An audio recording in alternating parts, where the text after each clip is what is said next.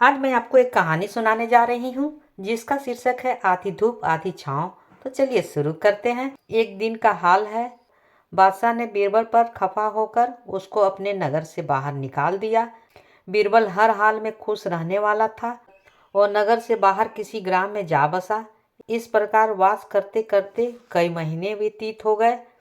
न उसे बादशाह ने बुलाया और न वह स्वयं आया। समय समय पर बादशाह बीरबल को याद कर बड़ी चिंता करता था, परंतु उसका कहीं पता ठिकाना न मिलने के कारण लाचार था। जब किसी प्रकार बीरबल का पता न चला तो ढूंढने के लिए बहुतेरे कर्मचारी को गांव में भेजा, फिर भी बीरबल का अनुसंधान न हो सका। जब बादशाह ने उसे ढूंढने की एक नई तरकीब निकाली, नगर नगर में ढिंढोरा पिटवा दिया कि जो शख्स आधी दूर धूप और आधी दूर छाव में होकर मेरे पास आवेगा उसे 1,000 रुपये पुरस्कार दिए जाएंगे। बहुतों ने पारितोषिक पाने की चेष्टा की, परंतु किसी के दिमाग में आधी दूर धूप और आधी दूर छाव में होकर आने की युक्ति न सूझी। यह बात क्रमशः फैलते फैलते बीरबल के कानों में पहुंची।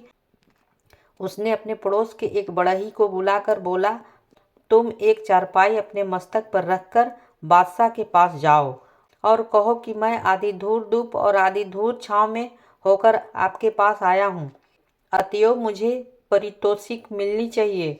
बड़े बीरबल को पहचानता था, इसलिए उसकी बात मानकर चारपाई सिर पर लेकर बादशाह के पास जा पहुँचा और 1,000 का पुरस्कार पाने का उजूरदार हुआ। बादशाह इस बात को बढ़ई के समझ से बाहर की समझ कर बोला, सच सच बताना होगा कि तुम्हें यह सलाह किसने दी है। बढ़ई बोला, पृथ्वीनाथ, एक ब्राह्मण कुछ दिन से हमारे ग्राम में आ बसा है। उसे लोग बीरबल के नाम से पुकारते हैं। उसी की सम्मति से मैंने यह कार्य किया है। बादशाह किसान से बीरबल का नाम सुनकर बड़ा प्रसन्न हुआ और उसको 1,000 रुपये देकर विदा किया। उसके साथ अपने 2 कर्मचारी बीरबल को लाने के लिए परवाने के साथ भेजा। इतने यत्न के पश्चात बीरबल फिर बादशाह के हाथ लगा। अगर कहानी अच्छी लगी हो तो प्लीज़ लाइक, शेयर और सब्सक्राइब ज़रूर करिएगा। कहानी होती है समाप्त।